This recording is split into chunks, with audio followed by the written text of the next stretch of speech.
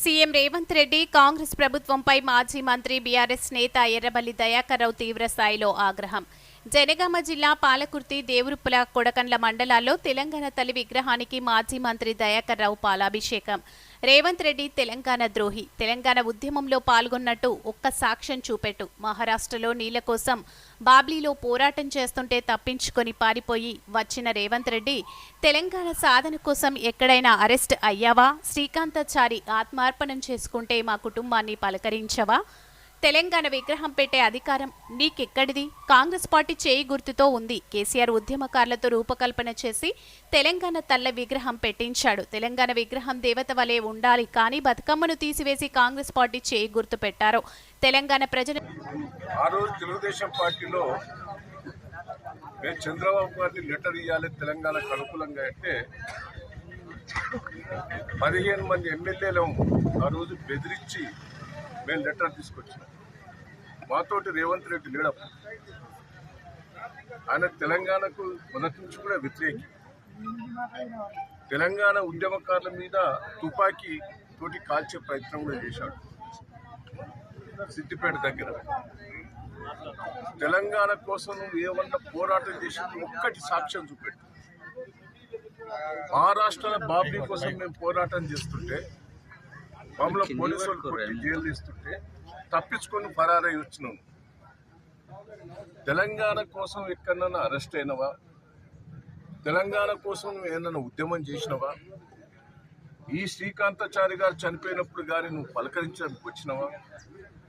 ఎక్కడికి రాని వాడి తెలంగాణ విగ్రహం గురించి నీకేమర్క? నీ పొందా? ఆ తెలంగాణ విగ్రహం పెట్టింది ఏం విగ్రహం? అది కాంగ్రెస్ పార్టీ చేయి గుర్తుతో పెట్టాము. కేసీఆర్ గారు తెలంగాణ ఉద్యమకారులు రూపకల్పన చేసి పెట్టారు. తెలంగాణ అంటే బతుకమ్మ, తెలంగాణ అంటే దేవత విగ్రహం.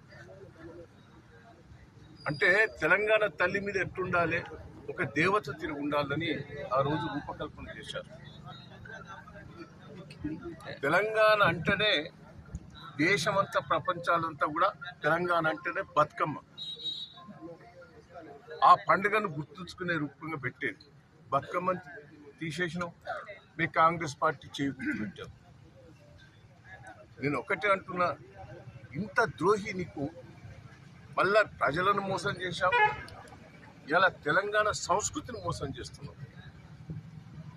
ఎన్ని వాగ్దానాలు చేసినామా పోకల్ మాటలతోటి, అబద్ధాలతోటి. మొదటి నుంచి కూడా రేవంత్ రెడ్డి ఒక మూర్తి, అవినీతి పరుడు, బ్లాక్ మెయిలర్. ప్రజలను బ్లాక్. నువ్వే అన్నావు అమెరికాలో, ప్రజలతోనే బోల్తా పడతారా మాయమాటలు చెప్పి.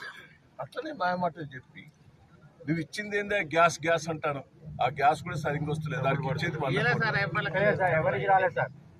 ఆ కరెంట్ అన్నావు, అది తిప్పి కొడితే 100 కోట్లు కాదు, అది కూడా సరిగ్గా వస్తలేదు. నువ్వు ఏం సక్క సన్న ఓట్లు అన్నావు. సన్న ఓట్లు బయట అమ్ముకుంటేనే మంచి రేట్ వస్తుంది. ఇవన్నీ కూడా బ్రోకర్ మాటలతోటి ప్రజలను మోసం చేశాం. పెన్షన్ పోయింది, 4000 పెన్షన్ పోయింది, తులం బంగారం పోయింది, మహిళలకు 2000 అయిందన్నావు, కూలీలకు 1500 అన్నావు.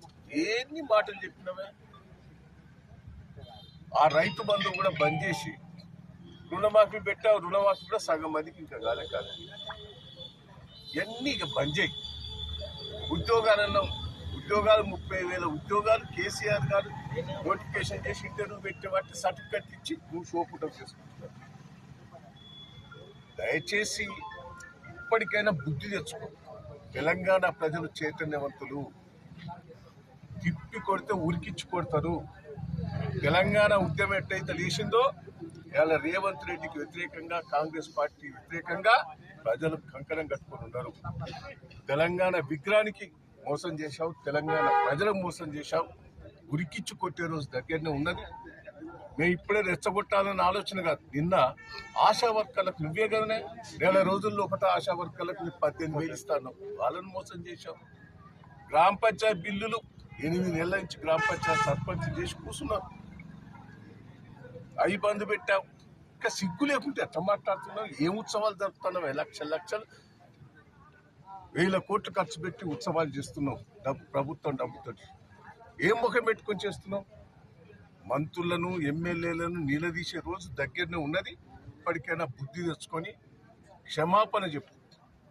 తెలంగాణ తల్లి విగ్రహాన్ని నేను తప్పు చేశాను, తెలంగాణ ప్రజలకు తప్పు చేశాను, ఇప్పటికైనా సవరించుకొని పనిచేస్తా అని తప్పు అని ఒప్పుకొని ముందుకు పోవాలనేది మీ విజ్ఞప్తి.